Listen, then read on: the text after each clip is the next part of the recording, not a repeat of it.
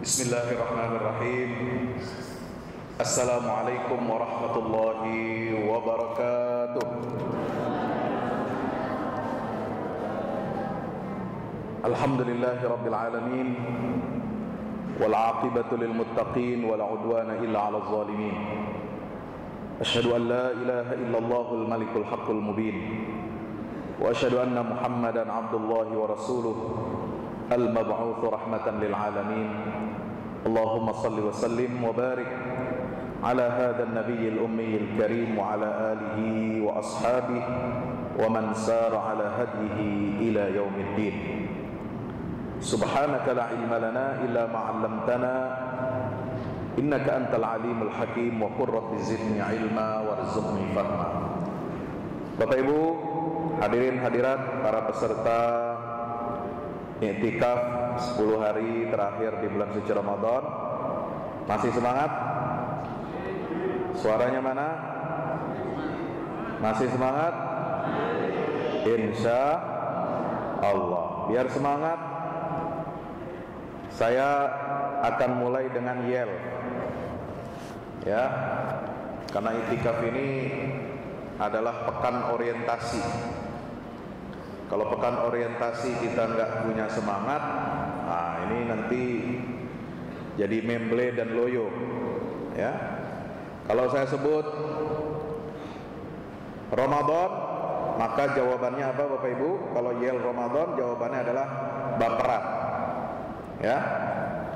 Sekali lagi diingat, Ramadan baperan, artinya bahwa perubahan.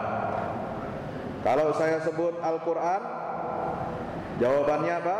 Pedoman, ya, insya Allah. Yang ketiga Lailatul Qadar, jawabannya menang, ya, insya Allah. Baik, kita coba dulu. 1, 2, 3. Ramadan, Al-Quran, Lailatul Qadar. Amin ya rabbal alamin. Bersyukur pada Allah. Marilah kita mengucapkan alhamdulillah. Alhamdulillah, segala puji bagi Allah, karena dengan nikmat, karunia, taufik dan hidayahnya kita semua dapat beribadah.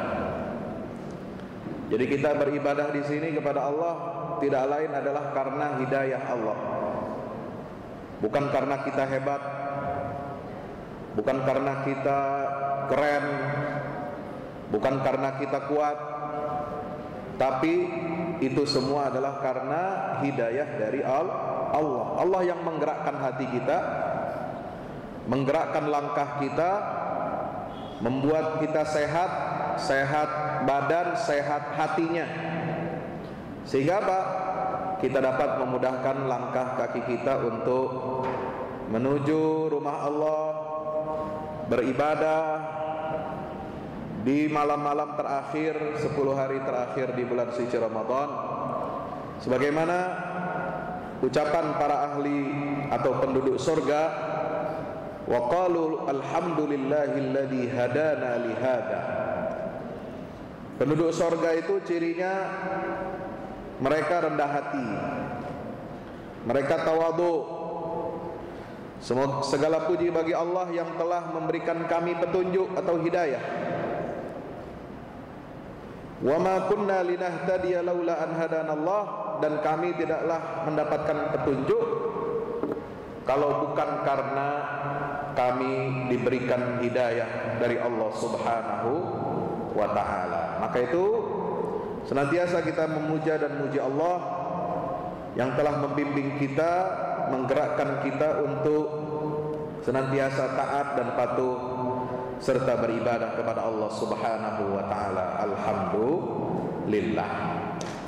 Salawat dan salam mari kita sampaikan kepada junjungan kita baginda Rasulullah Muhammad sallallahu alaihi wasallam.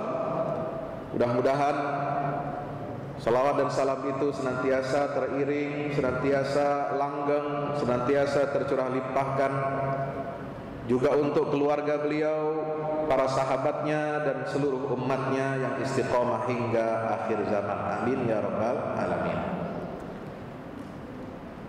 Pentingnya penyucian jiwa dari bulan Ramadan ini, karena ibadah Ramadan ini adalah ibadah yang spesial, ibadah yang agak unik, berbeda dengan ibadah-ibadah lainnya. Ramadan ini intinya adalah syariat menahan diri. Syariat apa? Menahan diri. Kalau ibadah lain itu mengerjakan sifatnya, sholat itu kan mengerjakan, menggerakkan anggota tubuh, baca bacaannya, ada tertib aturannya, dari takbiratul ihram sampai salam, itu mengerjakan.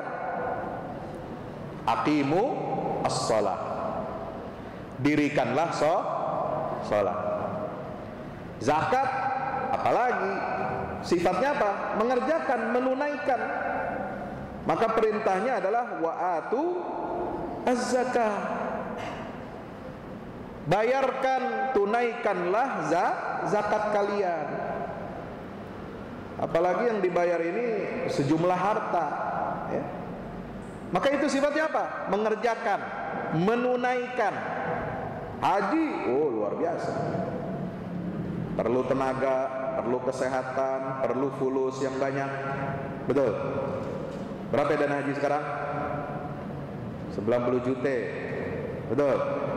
Kalau ente mau cepat berangkat kagak pakai ngantri, 350 juta. Ya, hitung-hitung ya, beli apa namanya tuh, wuling. Ya, di bawah 400 dah, kecil. Insya Allah. Tapi wuling yang lumayan, gedean dikit ya.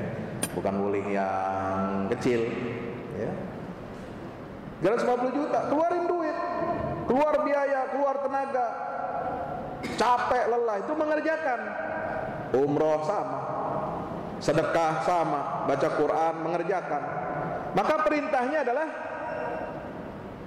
bentuk kata perintah, aqimu, atu, ya, atimul hajja wal umrata, tasaddaqu, ya, bersedekahlah, berpuasalah, sunnah dan lain sebagainya. Tapi kalau ibadah puasa Ramadan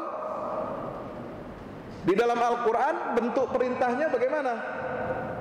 Bukan puasalah, ya. Tapi apa? Ya ayyuhalladzina amanu kutiba alaikumus shiyam, telah diwajibkan kepada kamu puasa. Nah, puasanya artinya apa? Puasa itu secara bahasa adalah al-imsak. Artinya apa? Menahan diri. Jadi puasa itu bukan mengerjakan sebenarnya, tapi menahan. Ya, kayak mobil, ya. Kita mobil ngegas, nah itu mengerjakan. Tapi ketika kita berada di depan kita ada bahaya, ada jalan berlobang, ada polisi tidur, ya, ada truk mogok, ya kan, ada orang nyebrang. Kira-kira kita ngegas terus apa bagaimana? Ngerem. Kalau ngegas terus, ente yang celaka atau orang lain yang celaka? Betul. Ngerem, karena tahu di depan ada bahaya atau membahayakan orang lain. Refleks, harus refleks. Ya. Makanya kalau ngendarain mobil, ya, mengemudikan mobil, itu kalau orang yang nggak biasa refleks susah. Ya. Apalagi ada parkirnya, parkir kiri, kanan, belakang, ya, itu harus hati-hati. Ya. Nah, puasa juga begitu. Ya. Puasa ini adalah aktivitas perbuatan yang wajib, tetapi syariatnya adalah menahan diri. Nggak makan, nggak minum, tidak berhubungan suami istri, ya kan? Insya Allah. Tidak melakukan hal-hal yang membatalkan ibadah puasa. Itu menahan diri. Nah, aktivitas menahan diri ini Ini sangat penting. Bukan hanya kita mengerjakan, tapi nggak pernah ngerem. Maka puasa itu adalah sebagaimana disabdakan oleh Nabi kita Muhammad SAW, as-siyamu junnatun. Puasa itu adalah perisai. Puasa itu apa? Perisai. Fungsinya untuk apa? Menahan diri dari serangan, melindungi diri kita dari hal-hal yang membahayakan. Itu perisai. Kalau kita perang harus ada perisainya, ya, supaya nggak apa, musuh tidak bisa menjangkau kita dengan apa, dengan senjata-senjata mereka. Maka perlu ada perisai. Nah, puasa itu perisai, melindungi diri. Tapi melindungi dirinya itu dengan cara bagaimana? Kita menahan diri. Sebab ibadah puasa itu, kita menahan diri dari makan, minum, hubungan seksual itu adalah simbol bahwa kita harus menahan diri dari segala hal yang haram, yang dilarang oleh Allah. Kenapa? Karena perbuatan-perbuatan yang haram itu pasti membahayakan. Ya, pasti bahaya. Minuman keras bahaya nggak? Bahaya. Narkoba bahaya? Bahaya. Ya, apalagi mencuri. Mencuri itu bahaya buat orang banyak, meresahkan. Ya, apalagi yang dicuri harta negara yang mestinya bisa untuk bayar utang, ya dikemplang duitnya. Jadinya kita utangnya makin numpuk.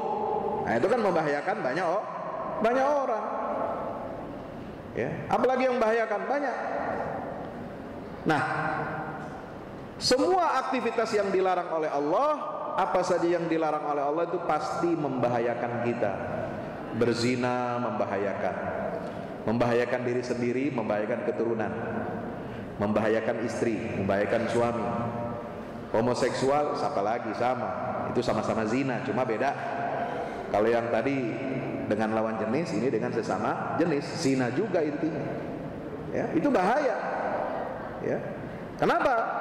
Dapat melemahkan dan merusak sistem imunitas tubuh. Dapat merusak akal, sama dengan minuman keras, narkoba. Ya, dapat melemahkan generasi, dapat menghentikan reproduksi manusia. Bahaya. Kalau sebuah negara, di satu negara, ya, rakyatnya nggak mau pada menikah, ya, nggak mau punya anak, dengan cara bagaimana? Kumpul kebo, 7-Eleven, homoseksual, maka itu akan memutus mata rantai reproduksi manusia. Maka apa yang terjadi? Negara itu akan cepat runtuh. Kenapa? Nggak ada angkatan manusia yang lahir, generasi, ada regenerasi yang akan melanjutkan bagaimana kita memakmurkan bumi ini beserta isinya. Itu bahaya. Kalau negara ini isinya orang tua semua, ya bahaya, nggak ada anak mudanya, ya. Atau menikah tapi nggak mau punya anak, child free. Ada yang maunya hubungan seksual aja, tapi tanpa menikah, seksual consent. Ada lagi apa namanya? Hubungan seksual non marital. Boleh berhubungan seks tapi tanpa ikatan perkawinan. Nah ini sekarang ya dipropagandakan. Ya, waktu saya khutbah Idul Fitri tahun lalu kan saya singgung itu. Luar biasa liberalisme ini merusak. Ya, apakah semua hal yang dilarang oleh Allah di dalam Al-Quran, baik itu yang berkaitan dengan minuman keras, perzinahan, pencurian, ya, kemudian penyalahgunaan kewenangan, jabatan, perbuatan zalim, semuanya membahayakan. Maka kita dilatih oleh Allah dengan syariat puasa untuk menahan diri dari apa yang dilarang atau diharamkan oleh Allah. Ini baru namanya takwa, ya. Kalau takwa itu kan apa? Melaksanakan perintah Allah, mencegah dari perbuatan yang dilarang oleh Allah. Kalau hanya mengerjakan perintah Allah, banyak, ya, banyak perintah Allah kalau kita kerjakan. Tapi yang sifatnya mencegah dengan satu ibadah yang namanya puasa sebulan penuh di bulan Ramadan, maka Allah membentuk karakter di dalam diri kita, menyucikan hati dan jiwa kita, supaya apa?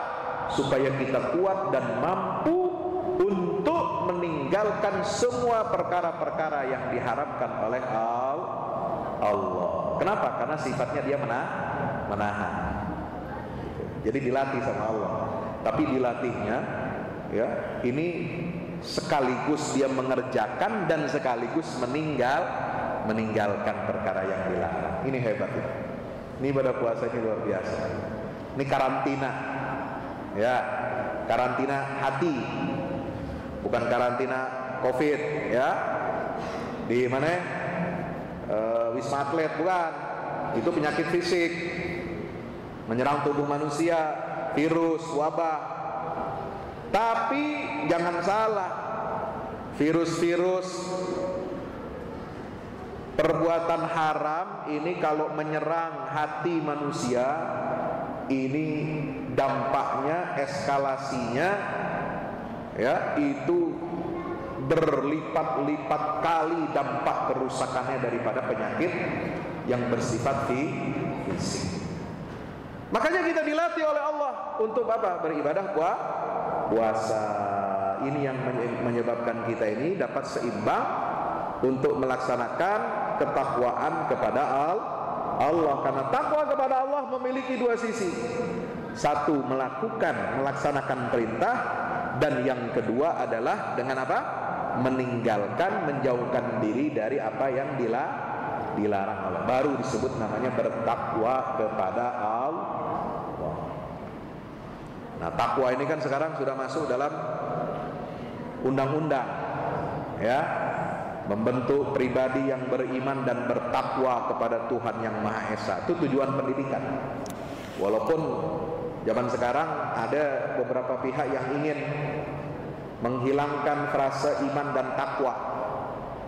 Ngapain sih bawa-bawa istilah agama? Ya, dalam undang-undang, loh, penting agama itu, Pak.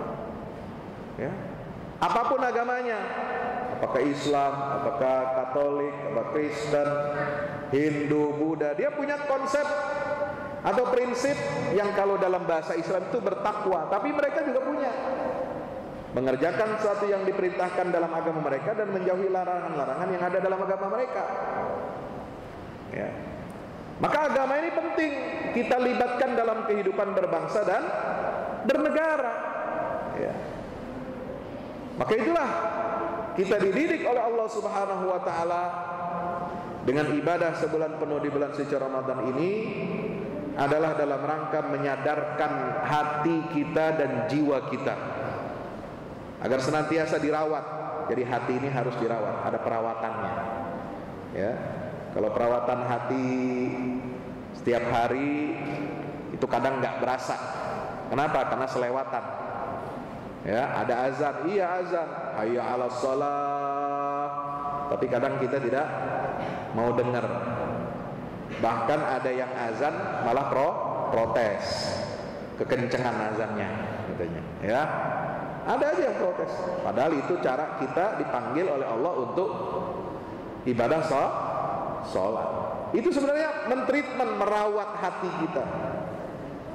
Fungsinya apa? Untuk menghapus dosa-dosa kecil, dosa-dosa yang dilakukan antara dua waktu sholat. Maka ini ditreatment oleh Allah dengan perawatan satu hari 5 kali pembersihan dosa.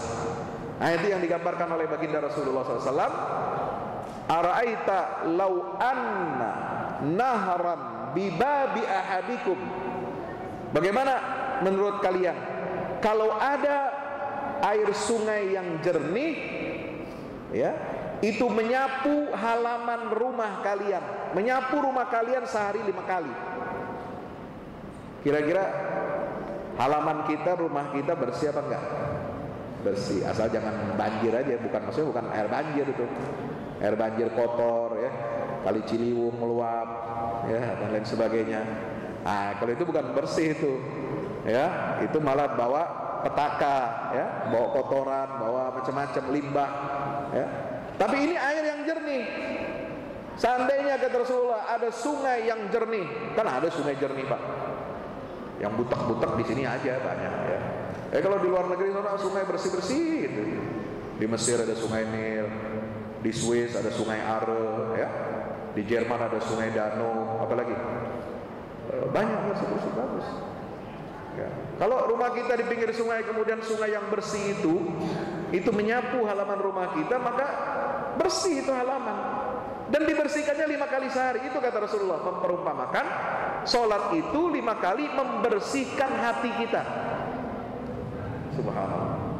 Apalagi yang namanya puasa, setahun sekali. Puasa Ramadan itu fungsinya juga adalah untuk menyucikan jiwa hamba Allah Subhanahu wa ta'ala. Bapak Ibu yang dirahmati Allah, ini diperkuat dengan apa? Dengan sebuah fakta bahwa Ramadan itu adalah bulan turunnya Al-Qur'an. Sekarang mungkin ada pertanyaan ya. Bulan Ramadan, bulan turunnya Al-Qur'an. Bulan Ramadan kita wajib berpuasa. Pertanyaannya, kenapa puasa bulan Ramadan itu wajib? Ya. Dan wajibnya itu dikaitkan dengan turunnya Al-Qur'an. Surat Al-Baqarah ayat 185, Syahrul Ramadan alladzi unzila fihil Qur'an. Kenapa? Karena Allah ingin kita mensyukuri nikmat turunnya Al-Quran itu dengan cara berpuasa. Ini Al-Quran turun, Syahrul Ramadan alladzi unzila fihil Qur'an. Turunnya kapan? Di bulan Ramadan. Berarti istimewa dong Ramadan ini. Iya. Maka karena istimewanya bulan Ramadan, bulan Al-Quran, kita diperintahkan Allah untuk berpuasa. Kalau Ramadan bukan bulan turunnya Al-Quran, itu enggak diwajibkan kita puasa di bulan Ramadan. Kalau Ramadan, kalau Quran itu turunnya di bulan Syawal awalnya, atau bulan Rabiul Awal, atau di bulan Muharram turun pertamanya, maka kita diwajibkan puasa di bulan turunnya Al-Quran itu kapan saja. Tapi Allah memilihnya bulan Ramadan karena di Ramadan itulah bulan turunnya Al-Quran. Nah, kenapa kita diwajibkan? Itu adalah dalam rangka kita mensyukuri nikmat turunnya Al-Quranul Karim. Pertanyaan berikutnya akan muncul, loh, apa hubungannya puasa dengan Al-Quran? Kok puasa itu yang dipilih oleh Allah sebagai cara untuk mensyukuri nikmat turunnya Al-Quran? Ada yang tahu? Apa ya? Kalau ada yang tahu, saya kasih hadiah. Ya, THR. THR. Siapa yang mau THR? Nah, itu. Apa jawabannya? Karena ibadah puasa dan Ramadan itu sama-sama memiliki fungsi yang satu. Yaitu apa? Fungsi menyucikan hati dan meningkatkan kualitas ruh kita. Alhamdulillah. Puasa ini menyucikan hati kita, Pak. Dengan menahan diri, dengan kita muraqabatullah, selalu merasa diawasi oleh Allah, dengan kita menjaga hati kita selama ibadah puasa, ya, ikhlas karena Allah, imanan wahtisaban karena Allah Subhanahu wa taala. Terus menerus kita jaga, kita rawat, kita monitor, kita evaluasi. Ramadan ini bulan evaluasi. Maka inilah yang menyebabkan puasa itu, Ramadan itu adalah dia dapat meningkatkan kualitas ruh kita dan menyucikan hati kita. Sama dengan Al-Quran, Allah turunkan untuk apa? Untuk menyucikan hati manusia. Ya, coba lihat ayat-ayatnya dalam Al-Quran. Surat Al-Jum'ah ayat 2. Surat Ali Imran ayat 160 berapa? 164 ya. Yaitu tentang firman Allah Subhanahu wa taala, laqad manallahu 'alal mu'minin idz ba'atsa fihim rasulan min anfusihim yatlu 'alaihim ayatihi wa yuzakkihim. Ya. Kalau di surat Al-Jumu'ah itu huwallazi ba'atsa fil ummiyina rasulan minhum yatlu 'alaihim ayatihi wa yuzakkihim. Jadi Al-Qur'an itu diturunkan oleh Allah kepada Nabi Muhammad SAW adalah fungsinya untuk apa? Yuzakkihim, menyucikan jiwa manusia. Bagaimana Al-Quran menyucikan jiwa manusia?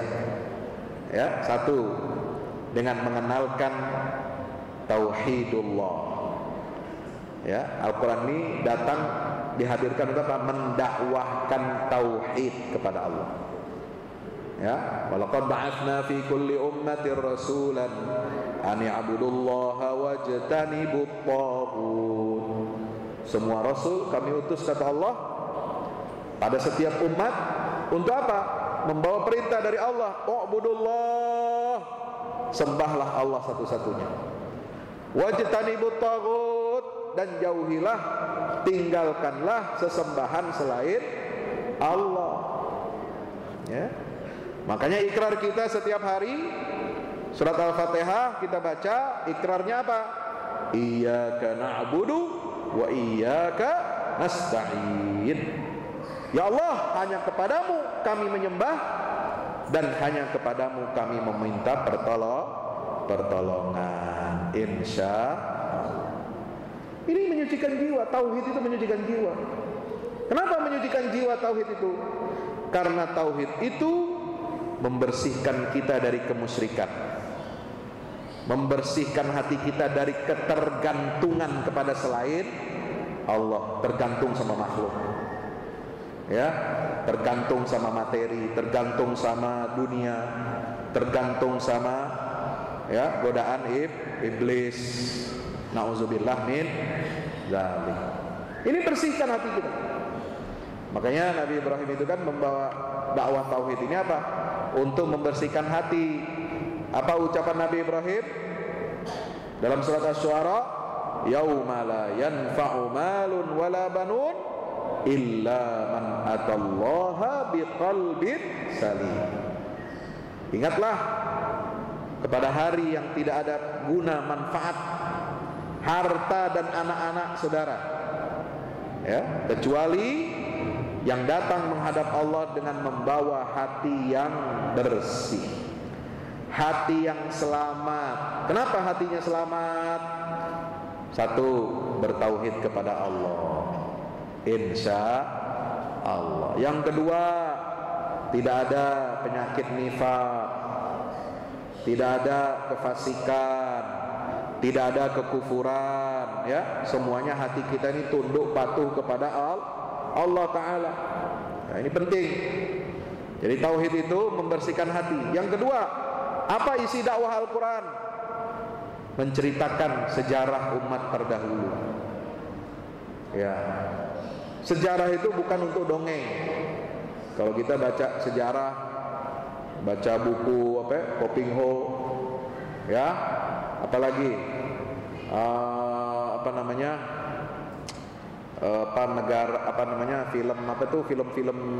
film nggak jelas, ya, itu bukan sejarah, itu dongeng, legenda, mitos, ya. Film tentang apa? Hercules, itu nggak ada sejarahnya, ya. Sejarahnya sejarah ngarang, mitos, ya. Atau di tanah Jawa, Sumatera itu kan ada banyak mitos-mitos, legenda-legenda, Tangkuban Perahu, apalah, ya. Itu nggak ada realitasnya, nggak ada faktanya, nggak ada sejarahnya, nggak ada. Itu cuma karangan-karangan, ya, untuk apa? Dongeng. Ya, dongeng itu bisa nakut-nakutin atau bisa bikin senang, ya.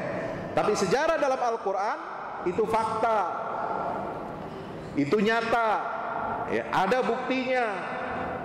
Sejarah tentang Fir'aun ada buktinya sampai sekarang, ya, jadi mumi, ya, Ramses II Merneptah, ya, dipertunjukkan kepada dunia, jasadnya masih utuh, ya, dan di tubuhnya itu banyak sekali zat unsur garam. Kenapa? Karena dia tenggelam di laut merah, ya.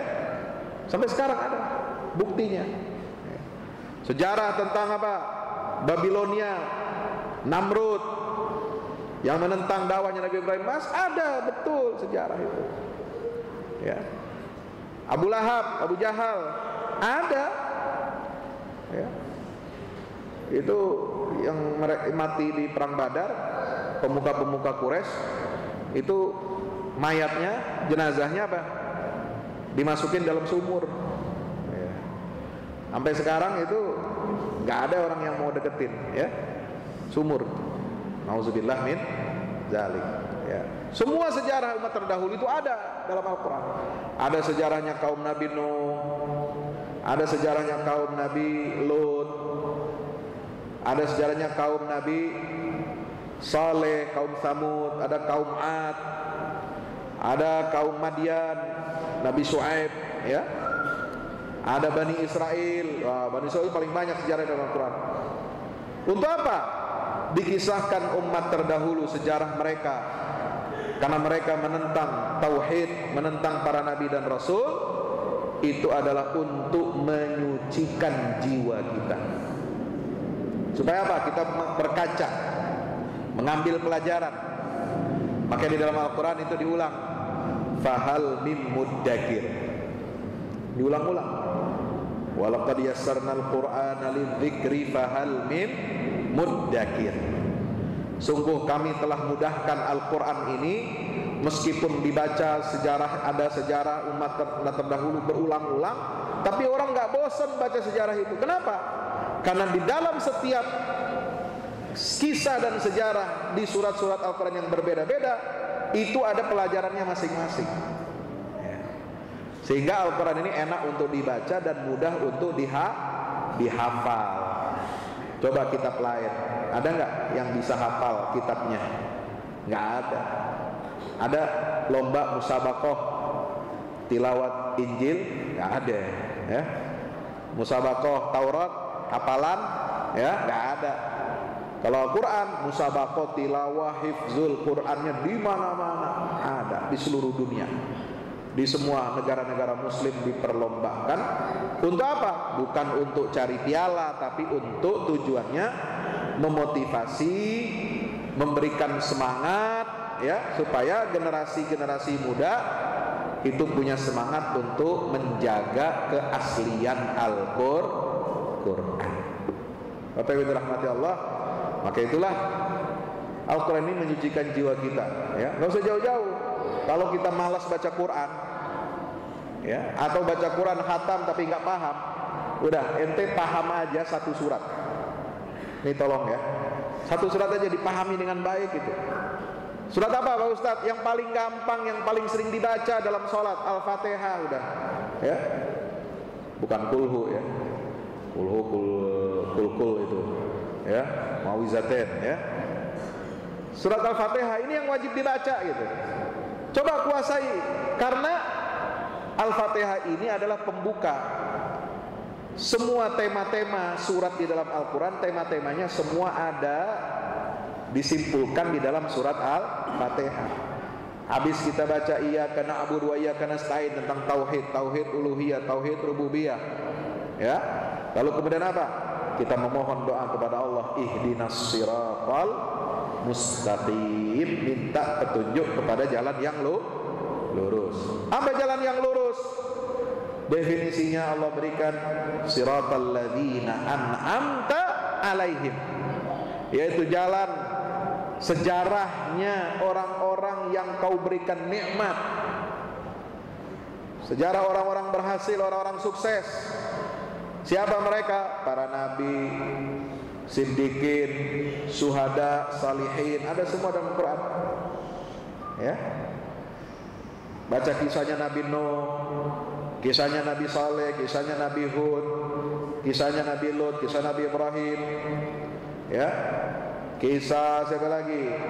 Nabi Musa, Nabi Daud, Sulaiman, Yunus. ya. Sampai Nabi Isa dan Nabi kita Muhammad SAW. Kisahnya orang-orang soleh banyak. Ada kisah Luqmanul Hakim, ada kisah Ashabul Ukhdud, ada Ashabul Kahfi, ada kisah Dzulqarnain, ada kisah Nabi Khidir. Itu orang-orang benar. Kita harus ikut jalan mereka. Sejarah mereka harus jadi tauladan kita, insya Allah, ya. Ghairil maghdubi alaihim, bukan jalan orang-orang yang dimurkai oleh Allah, waladhdallin, dan bukan jalan orang-orang yang tersesat. Ini kesimpulannya apa? Supaya kita belajar dari sejarah nabi-nabi, orang-orang soleh, ya, dan tidak terjerumus kepada kesalahannya orang atau bangsa yang dimurkai Allah, ya Pak, Yahudi, waladhdallin, dan yang tersesat yaitu Nasrani, ya. Maka jangan kita ikutin mereka. Pokoknya yang berkaitan dengan dua bangsa ini, jangan umat Islam mengikuti kesalahan mereka, karena kesalahannya fatal. Karena fatalnya kesalahan al-maghdub alaihim waladhdallin, maka dalam Quran kisah paling banyak adalah kisah tentang Bani Israel. Apakah di masa Nabi Musa, apakah di masa Nabi Yakub, ada ceritanya. Apakah di masa siapa? Daud, Sulaiman. Apakah di masa ada nabi yang disebutkan kisah itu dalam surah Al-Baqarah 245 itu, ya. Man dzalladzi yuqridullaha qardan hasanan fayudha'ifahu lahu adha'afan katsira. Tentang latar belakang kemunculan Talut itu, ya. Waqala lahum nabiyuhum innallaha qad ba'atha lakum Taluta malika qala anna yakunu lahul mulku 'alaina wa nahnu ahaqqu bil mulk minhu wa lam yu'ta sa'atan minal. Ini kisah tentang nabi-nabi, ya. Banyak kisah-kisah itu. Supaya apa? Jadi cermin buat kita. Nah, sampai Nabi Isa, banyak kesesatan-kesesatan yang terjadi dilakukan oleh siapa? Bani Israel. Maka kita kenal ada dua agama, Yahudi dan Nasrani. Maka kita nggak boleh mengulangi kesalahan-kesalahan mereka. Cara berpikir nggak boleh ikuti mereka. Cara bertindak nggak boleh ikuti mereka. Maka Nabi wanti-wanti dalam hadis, la tattabi'unna sanana man kana qablakum shibran bi shibrin wa dhira'an bi dhira'in hatta idza law dakhalu hujrat dabbi la dakhaltumuh. Ya, demi Allah, kalian nanti di akhir zaman akan betul-betul mengikuti tradisi-tradisi, jalan-jalannya yang ditempuh oleh umat sebelum kalian. Apakah sehasta demi sehasta, sejengkal demi sejengkal, ya, shibran bi shibrin, sejengkal demi sejengkal, lalu sehasta demi sehasta, sampai kalau mereka masuk ke dalam lubang biawak, maka kalian pun akan ikut masuk ke dalam lubang itu, ya. Kadal, ya, biawak kecil itu kadal, ada bikin lubang kan dia. Nah, kalau umat Yahudi Nasrani masuk ke dalam lubang kecil itu, kita pun akan masuk ke situ, ikut jalan mereka. Nah, itu Rasulullah wanti-wanti jangan sampai seperti itu, ya. Bapak Ibu yang dirahmati Allah Subhanahu Wa Taala, maka itu mari kita perbaiki hati kita, jiwa kita dengan ibadah-ibadah di bulan suci Ramadan ini, terutama di 10 hari yang terakhir. Tujuan kita beriktikaf apa? Adalah dalam rangka taqarrub kepada Allah, mendekatkan diri kepada Allah. Ya, biasanya kita tidur di rumah dengan fasilitas yang nyaman, nikmat, kasur empuk, tebal, ya, AC apa kipas angin atau kipas alam boleh, ya. Kalau nggak punya AC, ya, ya, tidur enak, nyaman gitu, ya. Ya, ganti kondisinya dengan apa? Kondisi yang ya secukupnya, seadanya. Ya, cukup beralaskan apa? Tikar, ubin atau karpet. Nah, itu kan sudah ada perubahan tuh. Ini mengajarkan apa? Kita untuk zuhud kepada dunia. Ya, zuhud kepada dunia artinya apa? kita meninggalkan dunia ini sementara, karena kita sadar dengan i'tikaf, dengan mendekatkan diri pada Allah, dengan munajat kepada Allah Subhanahu wa ta'ala di malam hari, ya, walaupun diselingi dengan tidur, ya perlu tidur itu, sebab kalau nggak tidur bagaimana? Ya, itu namanya begadang. Ya, i'tikaf itu ada tidurnya, iya, boleh. Tapi untuk menguatkan kita beribadah pada Allah. Ya, maka kita merasakan nikmatnya hidup zuhud di dunia, nikmatnya ibadah menahan diri. Kalau 20 hari pertama menahan dirinya siang saja, dari terbit fajar sampai terbenam matahari. Kalau 10 malam yang terakhir menahan dirinya siang malam. Insya, terutama apa? Tidak melakukan hubungan suami istri, karena dilarang di masjid. I'tikaf kok berhubungan suami istri, gak boleh, ya. Itu. Nah, ini apa? Ini latihan kita, ya, menahan diri. Kalau i'tikaf boleh minum, makan boleh, ya. Tapi nggak boleh hubungan suami istri, ya. Itu adabnya i'tikaf. Ya, kalau pusing, udah ngebet, ya, udah ajak aja suaminya pulang, gitu ya. Batalin i'tikafnya, ya, boleh, nggak masalah, ya. Bapak Ibu yang dirahmati Allah Subhanahu Wa Taala, saya kira itulah yang dapat kami sampaikan. Mudah-mudahan ibadah Ramadan kita senantiasa diterima oleh Allah Taala dan dapat mengantarkan kita untuk menjadi pribadi-pribadi yang muttaqin, yang bertakwa kepada Allah Subhanahu wa Ta'ala. Jangan lupa satu hal yang penting adalah doa. Doanya orang puasa mustajab, doa orang i'tikaf mustajab, ya. Doa di malam Lailatul Qadar luar biasa, ya. 10 hari terakhir ini perbanyak doa. Doa mulai dari apa? Mohon yang kecil-kecil. Boleh nggak mohon yang kecil-kecil? Boleh. Yang kecil-kecil itu apa? Misalnya, ya Allah, saya pengen rumah harga 1 miliar. Itu kecil tuh bagi Allah, kecil. Ya. 1 M kecil karena sekarang nggak ada harganya. Apalagi, ya, di sisi Allah. Ya Allah, saya pengen haji sekeluarga, nggak pakai ngantri. Ya kali aja. 350 kali 7. Nah, itu kan keluarga namanya. Ya, hidup kita, ya Allah jadikan hidup saya pas-pasan. Mau haji pas duitnya, ya kan? Mau umroh pas duitnya, gitu loh. Mau beli mobil pas duitnya, ya kan? Itu pas-pasan namanya. Nah, minta sama Allah itu yang begitu. Jangan jangan tanggung-tanggung. Ya. Itu dunia kalau minta kepada Allah. Tapi jangan hanya minta begitu aja, yang sifatnya dunia kita minta, enggak. Tapi kita minta kebaikan akhirat. Kebaikan akhirat itu apa? Anak istri soleh, insya Allah, keluarga sakinah mawaddah warahmah. Minta sama Allah. Yang ketiga apa? Minta kepada Allah pemimpin yang baik, pemimpin yang soleh, pemimpin yang adil, pemimpin yang ihsan. Innallaha ya'muru bil 'adli wal ihsan wa ita'i dzil qurba wa yanha 'anil fahsya'i wal munkari wal baghi ya'izukum la'allakum tadhakkarun. Ini ayat sering dibaca sama khatib. Ya. Cuma dibaca sama khatibnya cuma di ujung khutbah kedua, udah mau salam. Ya. Mestinya dijelasin itu ayatnya, penting ini ayat ini, tapi dijelasin, bukan cuma jadi aksesoris. Kadang innallaha ya'muru bil 'adli wal ihsan itu aksesoris, Pak. Di ujung khutbah kedua habis doa, ya kan? Amin amin amin. Nah, baru innallaha ya'muru bil 'adli wal ihsan. Udah salat turun.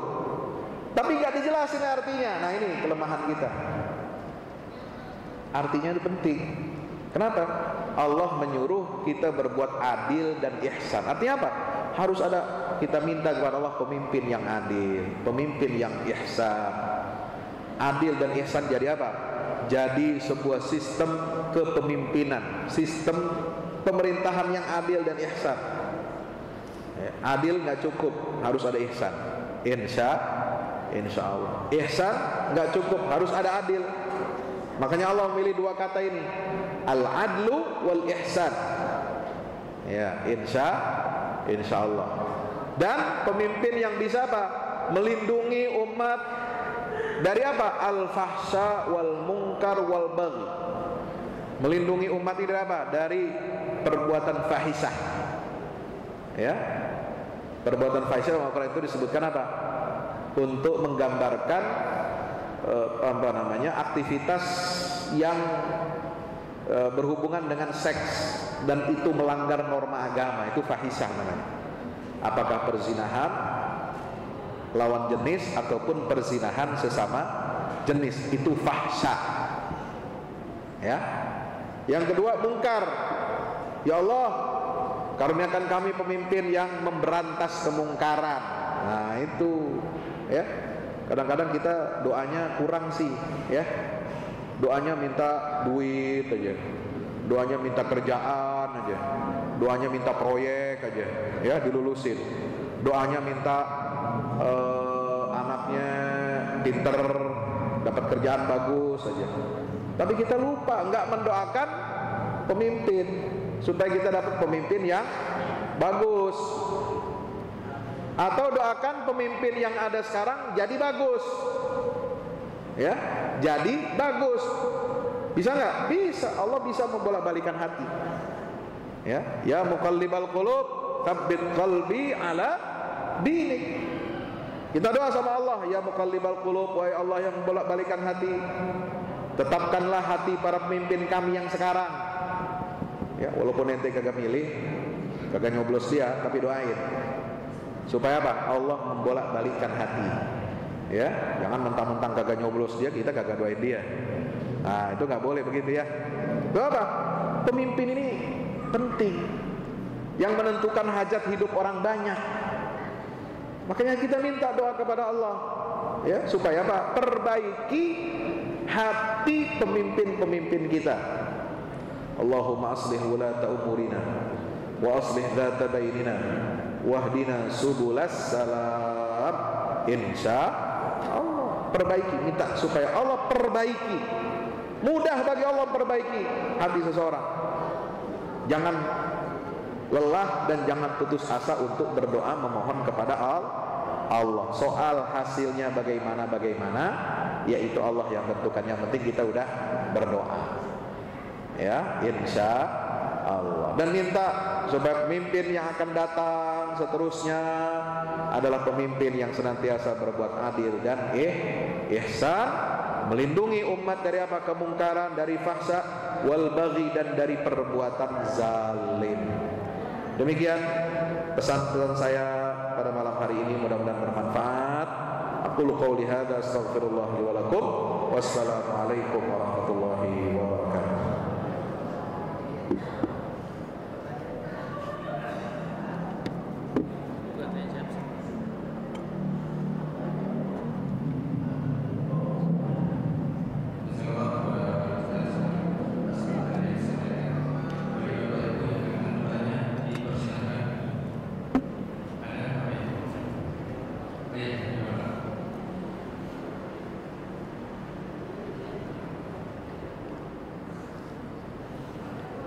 Assalamualaikum warahmatullahi wabarakatuh. Waalaikumsalam. Saya ucapkan terima kasih banyak kepada Pak Kiai atas tadi memberikan wawasan kepada kami bagaimana menjadi manusia yang baik dan keadilan dan ihsan. Kita juga lihat kemajuan Islam juga di dunia saat ini juga baik juga. Seperti kayak di Inggris sendiri sekarang pemimpin-pemimpinnya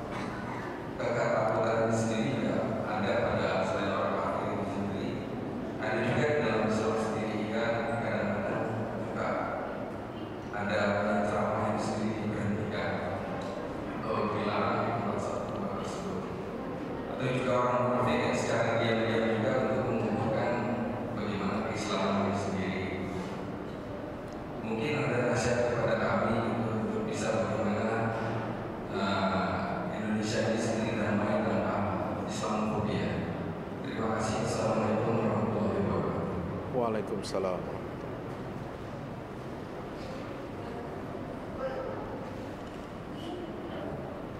Ya, pertanyaannya tadi adalah bagaimana kita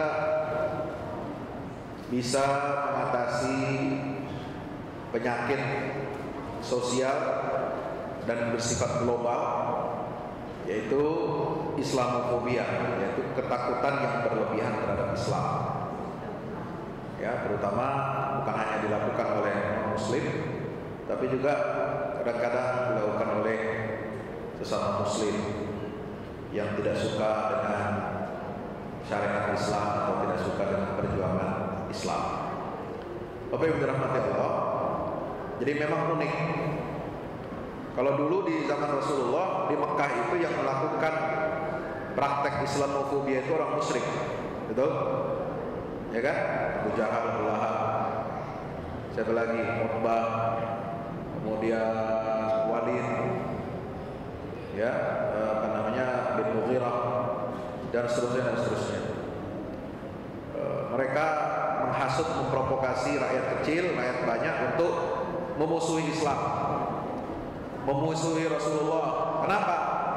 Alasannya karena ancaman terhadap kekuasaan mereka, kekuasaan para elit ekonomi dan politik Mekah itu adalah kekuasaan yang menghisap, ya, kekuasaan yang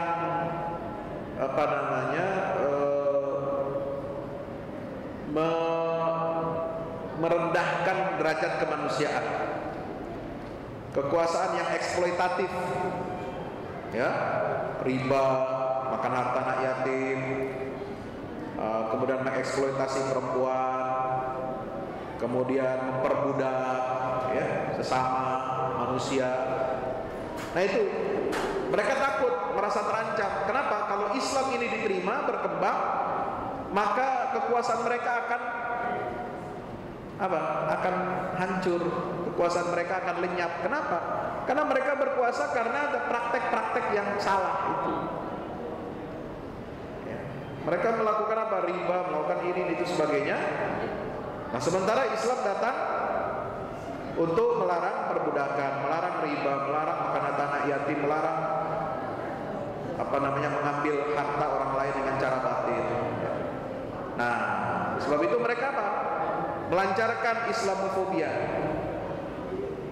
Sama sekarang juga begitu. Orang yang takut kepada Islam itu sebenarnya adalah ketakutan karena sistem kehidupan yang mereka ciptakan itu, ya, itu akan bangkrut kalau orang-orang penduduk bumi ini menerima Islam. Dan khawatir kalau kekuatan Islam ini yang menggantikan sistem yang mereka ciptakan. Nah, makanya mereka hasut terus, mereka sudutkan Muslim dengan tudingan-tudingan yang jelek, buruk, teroris kah, radikal kah, apalagi, ya, membahayakan, anti ini, anti itu. Nah, di Madinah sama, ya, yang menjadi lawan, yang menjadi musuh, yang memusuhi dakwah Islam ini, yang mempraktekkan Islamofobia itu satu golongan siapa? Munafik, yang dipimpin oleh Abdullah bin Ubay bin Salul. Kenapa? Karena takut juga, ya, kedudukannya tergusur, ya, oleh Rasulullah SAW. Kenapa? Karena Abdullah bin Ubay ini adalah sebelum kedatangan Rasulullah, dia itu kandidat paling kuat untuk menjadi pemimpin di Madinah, ya, kandidat terkuat, kira-kira capres paling populer, ya, duitnya banyak, ya, kroninya banyak, oligarkinya kuat. Itu Abdullah bin Ubay. Lah datang Rasulullah, diterima penduduk Madinah, ya, ketar-ketir dia.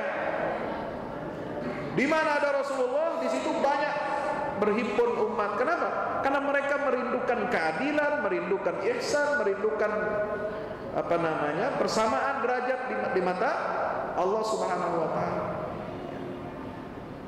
Mereka ingin dibimbing oleh Islam. Nah, Abdullah bin Ubay ini kehilangan pengikut. Akhirnya apa? Baper. Ya, bapernya keterlaluan.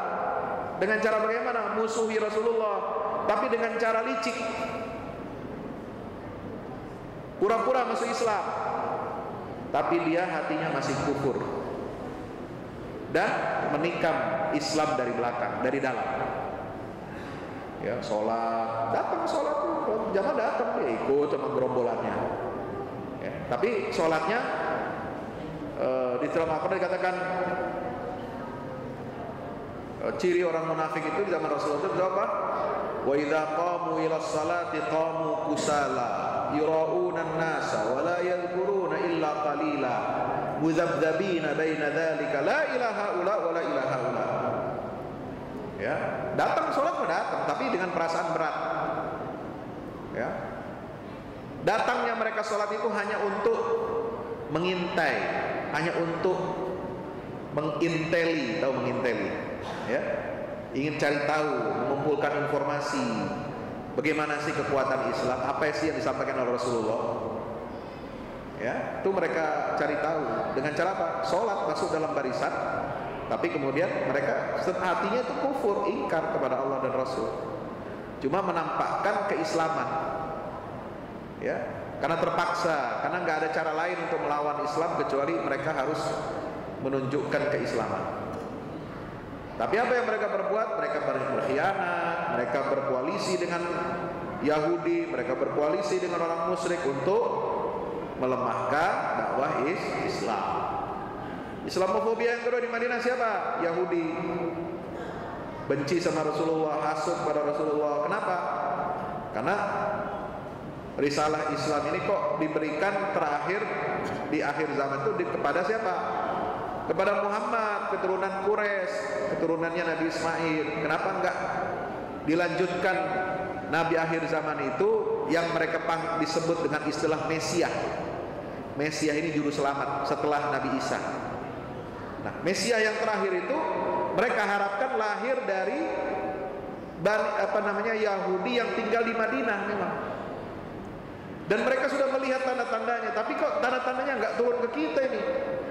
Tanda-tandanya malah turunnya di Mekah. Nah, mereka makin kalah kabut itu. Akhirnya kebetul kejadian. Ya, Rasulullah hijrah ke Madinah, mereka nggak suka. Wah, ini pemimpin yang bisa mengancam kita. Kenapa? Karena Yahudi menguasai ekonomi, menguasai mengadu domba. Dua suku di Madinah, Aus dan Khazraj selalu diadu domba sama Yahudi. Kenapa? Untuk melemahkan mereka. Karena bangsa Arab ini dianggapnya bukan keturunan, bukan bangsa pilihan Tuhan. Ya, mereka harus jadi budaknya orang Yahudi. Nah, dua golongan ini ditambah orang musyrik di Mekah, inilah yang melancarkan Islamofobia. Ya. Nah, yang seperti ini terus berulang dalam sejarah. Ya, setiap episode sejarah kita lihat yang musuhin Islam, musuhin Nabi, musuhin Al-Quran, ya, menjelek-jelekan umat Islam, ya mereka-mereka ini. Ya, tiga golongan ini, kalau nggak musyrik, ahli kitab, kalau nggak ahli kitab dan musyrik, ya munafik, gitu ya. Ya, sekarang musyrikinnya ada di mana? India, Islamofobia luar biasa sekarang. Ya. Para penyembah apa? Sapi. Ya. Jadi itu terus berkembang itu. Nah, inilah tantangan kita, tetapi itu bukan untuk melemahkan kita. Kita yakin setiap kali yuriduna liyutfi'u nurallahi biafwahihim wa ya'ballahu illa an yutimma nurahu walau karihal kafirun. Mereka ingin memadamkan cahaya Allah, cahaya Islam, tapi yakinlah bahwa Allah tidak akan memperkenankan itu semua kecuali Dia akan menyempurnakan cahaya Islam itu. Suka atau tidak suka mereka. Walau karihal kafirun, walaupun orang-orang kafir itu benci. Tapi cahaya Islam ini pasti akan terus merekah, akan terus bersinar, akan terus menerangi, ya, alam semesta dan dunia manusia, insya Jadi kita jangan takut, ya. Mau Islamofobia kayak apa, ya kita tinggal hadapi dengan apa? Dengan baik. Dengan apa? Berpegang teguh kepada tali agama Allah, dengan perbanyak menguatkan akidah kita supaya nggak terseret-seret arus, supaya tidak terkena fitnah. Karena Al-Quran mengatakan ala fil fitnati saqatu. Jangan sampai kita jatuh ke dalam fitnah. Ya, fitnah apa? Fitnah kemusyrikan, fitnah kemunafikan, fitnah Islamofobia. Akhirnya kita Muslim tapi kemudian ikut menjelek-jelekan agama kita sendiri. Muslim tapi kemudian kita menjelek-jelekan saudara Muslim kita sendiri. Muslim tapi menjelek-jelekan ulama kita sendiri. Nah itu nggak boleh. Na'udzubillah. Caranya bagaimana? Ya perkuat akidah, perbaiki ibadah, ya perbaiki hubungan kita dengan Allah Subhanahu wa Ta'ala, dan terus mempelajari dan mendalami agama ini dengan baik, insya Allah. Ya, cukup satu lagi.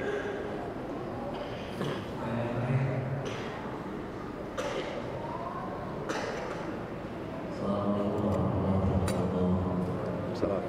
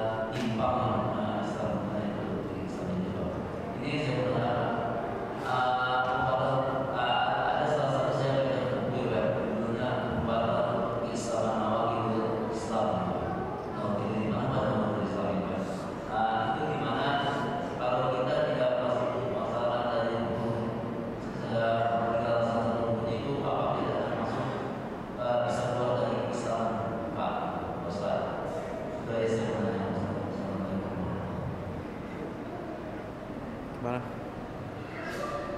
Pertanyaannya apa tadi? Hah?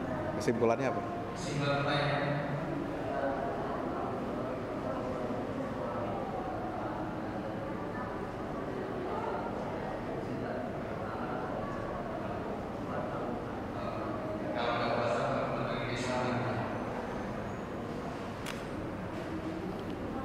Pertanyaannya, apakah kalau tidak puasa tidak masuk satu Islam? Kenapa? Oh, gitu, ya.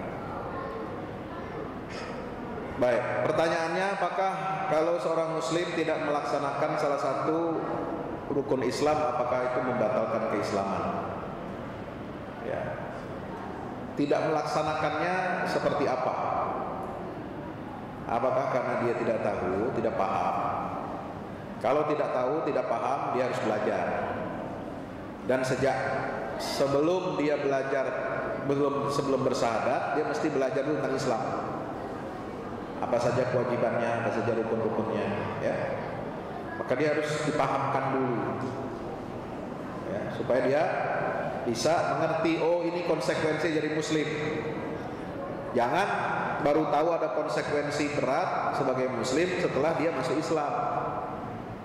Ya, maka dia harus tahu dulu, belajar dulu, paham dulu. Ya. Yang kedua, dia tidak melaksanakan itu karena apa? Karena terpaksa atau karena sukarela. Nah, kalau terpaksa, ya itu nanti ada hukumnya yang lain. Tapi kalau dia meninggalkan secara sukarela, ya itu sama saja dia tidak punya ikatan. Islam itu kan ikatan lahir batin, ya, baiat, bersyahadat kepada Allah. Artinya apa? Harus tunduk kepada aturan syariat Allah. Ya ayyuhalladzina amanu dukhulu fis-silmi kafah. Kalau Anda orang beriman, maka masuklah ke dalam syarat Islam itu secara kafah. Ya, jangan setengah-setengah. Jangan kita ambil yang enak aja, yang nggak enak kita tinggalkan. Nggak boleh. Ya. Tapi memang harus belajar, harus memperkuat diri untuk komitmen kepada ajaran Islam. Nah, ada bentuk dia tidak melaksanakan itu karena apa? Karena subhat. Ya, karena apa? Karena pemikiran yang menyimpang, karena kesesatan. Nah, kalau karena pemikirannya menyimpang, kesesatan, ya, dia meninggalkan kewajiban-kewajibannya sebagai muslim, ya. Kalau dia meninggalkan kewajiban itu secara sadar dan menyatakan bahwa sholat nggak wajib, puasa Ramadan nggak wajib, ya, bayar zakat nggak wajib, haji nggak wajib, dan dia nyatakan dengan sadar, maka itu tergolong murtad. Ya, itu keluar dari agama Islam. Ya, dan dia kekeh. Ya, kekeh itu apa kekeh? Ya, pokoknya apa namanya? Ya, bertahan dengan pendapatnya itu. Nah, ini subhat. Ya, orang seperti itu yang mengatakan sholat nggak wajib. Ya, kalau orang meninggalkan sholat karena kemalasan, kelalaian, ya, itu masih bisa diperbaiki. Ya, masih bisa diperbaiki dengan apa? Dengan tobat. Tapi kalau dia menyatakan kewajiban-kewajiban dia sebagai muslim itu tidak wajib, dan dia menantang bahwa itu tidak wajib, maka dia jatuh kepada murtad, yaitu keluar dari agama Islam. Ya, nggak boleh seperti itu. Maka orang yang seperti ini harus, ya, diajak kembali kepada Islam, disuruh bertobat dan disuruh syahadat ulang. Ya, mudah-mudahan dia dapat hidayah. Kalau enggak, nah itu nanti urusannya lain lagi, berat. Kalau dia sudah murtad, maka dia nggak boleh berkumpul lagi, ya, dengan suami atau istrinya. Itu otomatis jadi apa? Otomatis batal perkawinannya, tidak sah. Ya, kalau suami atau istrinya murtad dari Islam, atau dia memeluk kemudian pindah agama di luar Islam, maka suami istri itu hubungannya putus. Ya, akadnya batal, akad perkawinannya batal. Itu batal secara hukum. Ya, nggak usah ditanya lagi sebabnya apa, pokoknya batal aja. Ya, kenapa? Akadnya itu kan pakai Islam. Ya, akad Islam. Kalau dua orang yang berakad, salah satu nggak ada Islamnya, ya batal. Ya. Hubungan dengan anak tidak saling mewarisi, hubungan dengan istri tidak saling mewarisi, nggak ada hubungan waris. Ya, kalau mati, ya dia tidak diperlakukan secara Islam, tidak boleh dikuburkan di kuburannya orang Islam, gitu. Ya, jadi itu konsekuensi orang murtad. Ya udah, lakum dinukum waliyadin, agamamu agamamu. Kalau dia murtadnya untuk dirinya sendiri, itu konsekuensinya hanya ada di akhirat. Nah, kalau murtadnya dia memprovokasi dan mengajak orang lain yang muslim untuk murtad juga, nah ini yang harus dihukum berat. Itu yang kategori at-tariku lidini al-mufariqu li jama'atihi. Dia sudah tinggalkan agama dan dia berpisah, bahkan memprovokasi orang lain untuk menghancurkan Islam. Nah, itu hukumannya apa? Dibunuh, hukum mati. Tapi yang mengeluarkan keputusan hukuman mati itu siapa? Negara. Nggak boleh individu kita masing-masing, nggak boleh. Ya, harus pengadilan agama. Kalau dia sudah berkomplot, berkhianat, ya, memprovokasi umat atau memprovokasi orang lain, agama lain untuk apa? untuk menyerang agama Islam, menjelek-jelekan agama Islam gitu ya. Nah dia provokasi, dia udah murtad, dia provokasi lagi. Nah ini hukumannya berat. Ya, kalau murtad sendiri, pindah agama sendiri, nggak ngajak-ngajak orang, kira-kira begitu ya, dan nggak bikin ribut, ya udah lakum dinukum waliyadin. Lu putus cerai dari istrimu, dari suamimu, ya, nggak ada hubungan waris dengan anak-anakmu, dengan istrimu, dengan orang tuamu juga. Orang tuanya masih Islam, anaknya murtad, ya udah nggak ada hubungan waris. Ya, paham ya? Begitu. Jadi itu yang menyebabkan seorang itu batal keislamannya. Ya, karena dia mengingkari 2 kalimat syahadat atau mengingkari kewajiban rukun Islam. Mengingkari, menyatakan itu tidak wajib. Demikian, Allah a'lam.